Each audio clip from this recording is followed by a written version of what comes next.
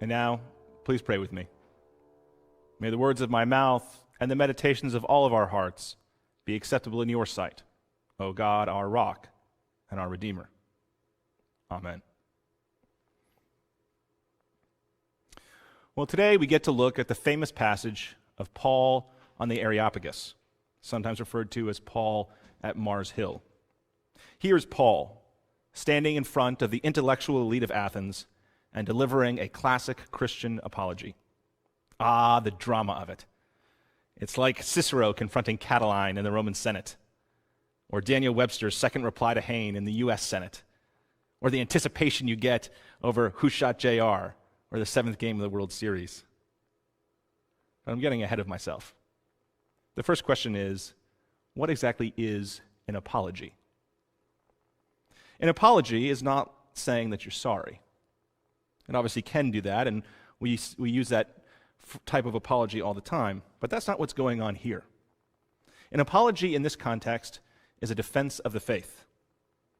When you were younger, you might have read Plato's Apology in high school or college. That text is Socrates' defense of the faith against his detractors. Well, this speech of Paul's is much the same. It is Paul defending the faith to outsiders. Now, apologetics is not exactly a thriving field for liberal Christians. For conservatives, it's a really big deal. Apologetics get taught to conservatives from early on in Sunday school. Conservatives love to give their people tools with which to argue for the faith. There are a number of well-known apologetic works out there. C.S. Lewis's Mere Christianity is one. So is Lee Strobel's The Case for Christ, and Tim Keller's The Reason for God. Conservatives publish books specifically designed to defend biblical inerrancy from its many detractors. One such book on my shelf is Norman Geisler's When Critics Ask. Yet for all the conservative apologetics out there, there's surprisingly few that defend a liberal Christian perspective. Yes, there are plenty of memoirs of faith from a liberal perspective, but there aren't many that argue for a liberal faith against those who disagree with us. Why is that? Why has liberal apologetics never taken off? Have you ever wondered that? I think in general, most of us liberals don't like arguing for the faith. You know what I mean? Faith is supposed to be a private affair. You go to church because you find meaning there, but that's your business and not someone else's. To argue with others about faith seems somehow rude or uncouth. For most of us, it's like looking into someone else's bedroom. But there's another reason to be suspect of apologetics, and it has everything to do with postmodernism. Apologetics relies on the notion that we have shared experiences as humans. There is a body of knowledge that we all agree on is true, and that gives us basis for arguing with one another for our faith position. But postmodern scholars have long argued that those assumptions are false.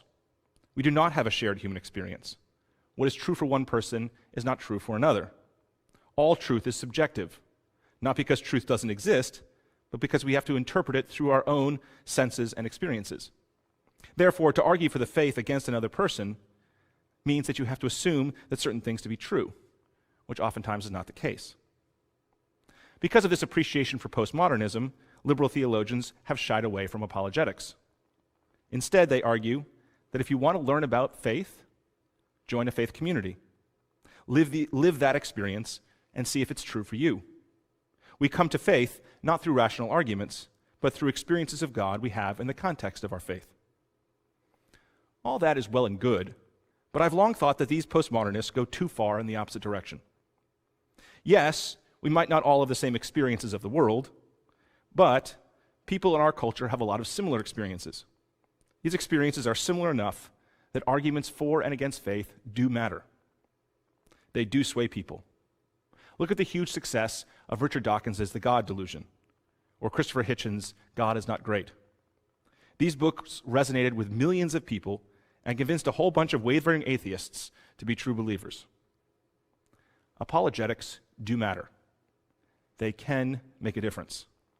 We'll never have a set of arguments that will convince a non-believer to believe, but we can and should have arguments that can sway someone who is curious or cause a committed atheist to think twice about his or her positions. All of this brings me back to the Apostle Paul on the Areopagus. Athens, during the time of Paul, was a shadow of its former glory. Athens' glory days were 500 years in the past, and the city's population had shrunk considerably from that time. And yet, Athens was still one of the great centers of learning in the Roman Empire. Wealthy Romans from all over the empire sent their sons there to finish their education at the academy or one of the many schools that were in the city. The city literally lived off its academics. You went there to argue, to debate how many angels could fit on the head of a pin, and to learn the all-important art of rhetoric. And Athens was still full of amazing art from its glory days and since.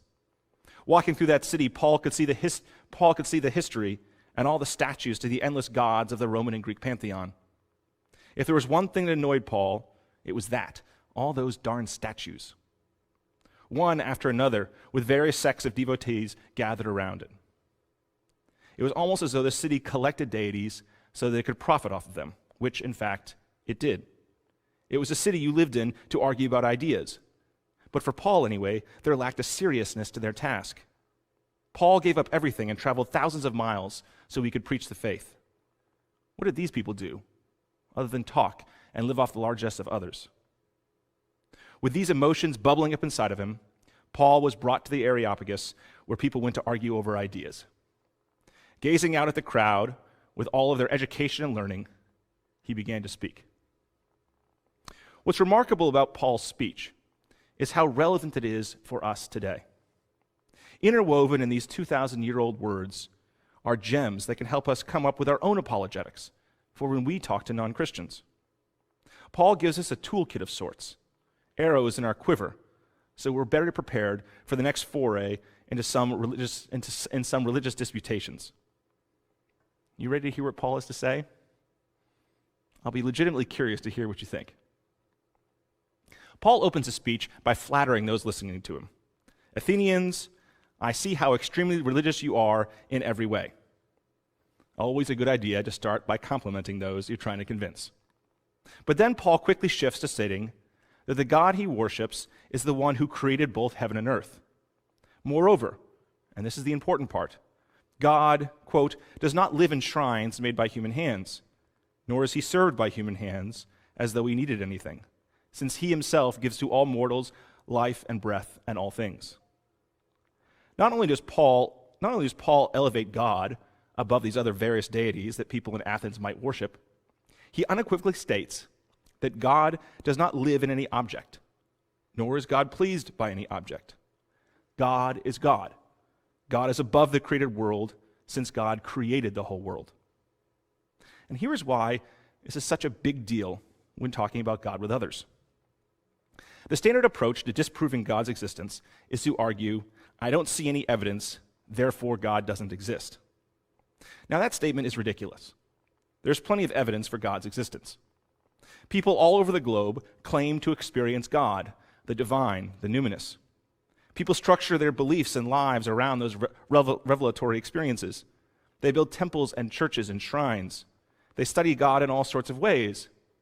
All this devotion comes from somewhere. But atheists reject that as any type of evidence. The evidence they are looking for is something they can put in a test tube and run experiments on. What they want is material evidence for God, something that they can put on the periodic table.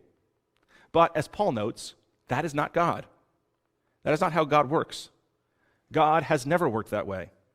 God is not some created thing that we can put alongside other created things. God does not live in statues. God is beyond creation and also the source of creation. If you look for God in statues or insist that atoms are the only evidence that matter, you'll be sorely disappointed. Since God is the source of creation, God is the ultimate subject, not object of revelation. We know about God because God chooses to reveal God's self to us. We get little snippets here and there and do our best to piece them together into some intelligible whole. But we are humans. We are limited. We could never comprehend the vastness that is God. It would be like asking an ant to comprehend a human being. Paul knows this and makes much the same argument at the Areopagus. This is one tool that is handy when we're talking to non-Christians. They will likely ask you to prove God's existence. They might even cite Bertrand Russell's famous analogy of the orbiting teapot. Writing long before space travel, Russell said that he could claim that there was a teapot orbiting the Earth. There was no way you could refute that statement, since no one could go to space and it was too small to be seen by a telescope at the time. Even though the orbiting teapot could not be refuted, it's fairly unlikely to be up there. This analogy always made me smile because it compares God to a teapot. God is not a teapot. God is nothing like a teapot. In no theology of God is God made to be anything like a teapot. God is not a thing to be studied alongside other things. And while we have no evidence for an orbiting teapot, we have plenty of evidence for the work of God here on earth. So there you have the first argument that Paul makes. God is creator and not to be found in statues. Great, check. Got it. Paul's second argument is that God spread people throughout the world, quote, so they would search for God and perhaps grope for him and find him, though indeed he is not far from each one of us. For in him we live and move and have our being, as even some of your own poets have said, for we too are his offspring. Here is point number 2. We are creatures of the groping kind. Humans are people who search. They search for meaning in the world. We try to make sense of things. We look around the world and seek out centers of value, those things that give meaning and purpose to life. So often, as was the case with the Athenians, we seek meaning and value in objects and created things. We value the size of our homes, the status of our jobs, our list of accomplishments, the type of car we have, or in this contemporary world, our vacations and how we post about them online. Everyone, no matter who you are, has centers of value. Mid-20th century theologians like Paul Tillich and H. Richard Niebuhr used this groping, this searching for meaning, as a way to describe faith. Faith is the process of creating value and direction. Our objects of faith are those things we value most, those things which give our life its meaning. Tillich labeled these things our ultimate concern, that which concerns us above all else. The problem with having faith in created objects, or in our nation, or in a sports team, or in a political party, is that created things fail us. They change. They disappear. If your life is about your car and you suddenly lose your job, where's your meaning in life? If you devote yourself to your body, what happens as you grow older? If the accomplishments of your children are your center of value, what happens when they don't live up to your expectations? This is where Paul argues for God in whom we live and move and have our being. God is eternal. God is, in Paul's words, not far from each of us. God is present all around us. I find it inspiring and noteworthy that Paul does not try and define God or limit God or put God in boxes. God, according to Paul, is creator and present in our being and near us. We are children of God. This insight is useful when we talk to the others who reject Christianity. The question to ask them is, since you don't have faith in God, what do you have faith in? Human beings all grope for meaning. So what do you grope for? Where do you look? In my experience, most atheists bristle at the notion that they have faith. But when you ask them what concerns them ultimately, what is their center of value, it forces them to think a little bit deeper. Reframing the issue of faith, as Paul does here, opens up a whole new line of conversation. Someone's ethics might not be structured by Christianity. That's fine. So what does determine your ethics? Everyone has a sense of right and wrong. Where does that come from and why? Who or what determines it? In my experience, atheists are some of the least thoughtful people in this regard. Right or wrong is innate, so they might say. I don't need religion to tell me that. Of course you don't. But if religion doesn't tell you it, what does? Your political leaders? The advertisements on television? The communities that you're part of? Christians think about these issues deeply. Do most atheists? Some do, but others? This line of conversation is a useful tool when talking to non-Christians. Now, there's a third and related argument that Paul makes in his speech at the Areopagus. He argues for God as creator, who is not found in created objects. He argues that humans are made to grope, to search for meaning, and that meaning can be found in the God in whom we live and move and have our being. His third argument brings up the tricky issue of judgment. Divine judgment. This is something that can justifiably make us feel uncomfortable. We don't like thinking about judgment, either for ourselves or for others. But the reality is that we do face times of judgment, times of trial, moments when we are stripped down by the events of our lives and leave us lost. That is much a part of being a human as anything else. We have times of trial. For some, it comes with the loss of a job or career. For others, that which defined your identity is now gone. Maybe it comes from the loss of a loved one or a group of friends. It could be some other tragedy that comes upon you. Whatever it is, whatever shakes you to your core, that thing places you under judgment. Judgment of what matters and of who you are as a person. Paul is speaking to a bunch of people in Athens who are self-satisfied intellectuals. They think they have the whole world figured out. Life is great for them, so it's easy to sit back and pass judgments on Paul. But, Paul insists, the time is coming in their life when they will be judged. They will have times that shake them, and it is in those moments when a deeper and more profound faith can emerge. This is when Jesus and his resurrection become so important for Paul. In the face of our judgment, we have the example of Jesus and the judgment that was against him. He was judged by the powers of the earth, and God raised him from the dead. The resurrection for Christians gives us hope amidst judgment. God is there. God is present.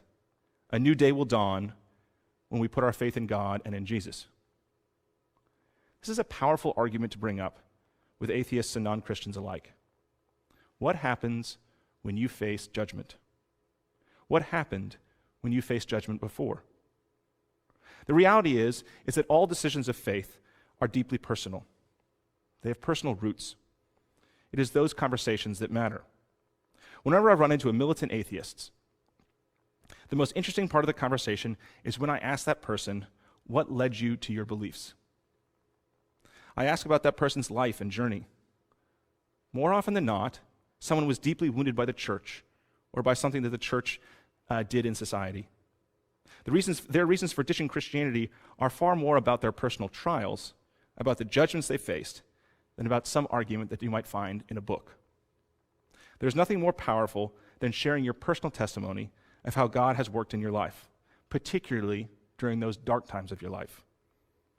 When you can get to that level of discussion with someone who is a non-Christian, that is where true connection and discussion of real truth happen. And that is where the message of the resurrection has such force. That in the face of evil, darkness, judgment, failure, loss, there is new life and resurrection. These stories of resurrection are what matter most to people. Paul knew that firsthand. He had such an experience on the road to Damascus. It changed his life, and he wanted to change the lives of others as well. God is not an object alongside other objects. We all grope for meaning, but where are you groping? What endures through a personal crisis and sees you through it? These 3 points, these 3 things that come up in Paul's sermon are of immense value to us in our conversations with non-Christians. It's not about preaching hell and damnation, as some do, or about preaching Jesus endlessly. It's about giving someone tools to see the faith in a new light, with a new framework. And it's surprising how much impact that can have. I remember when I was a chaplain at Harvard, and I had one student in my entryway named Sam. Sam was the son of a Lutheran pastor, and, like many pastors' kids, took great pride in his atheism. We had a bunch of conversations during that year about faith. I didn't convince him one way or another, but by his own admissions, the points I brought up did lead him to think. A few years after Sam graduated, I ran into him in New York City, a totally random occurrence. I had not seen him in several years. We began talking, and he mentioned that he had decided to become a Christian. I was taken aback. Him? Become a Christian? Sam had gone through some tough times that included a battle with addiction, and through it all, he came to a new perspective on faith by wrestling with his own personal experiences with God. As we finished chatting, he remarked, "You know, John, I still remember those conversations we had back at Harvard." "You do?" I replied. "Yes, I do. They made an impact. I never forgot them. When I went through what I went through, I kept coming back to them, and they helped lead me to God." There's no telling the impact that our conversations will have on people. Each of us is on our own faith journey. But having the tools to talk about the faith is important. It can change people's lives. Paul's words changed the lives of several people there in the Areopagus. And if you take some of his advice to heart, you might be able to change someone's life as well.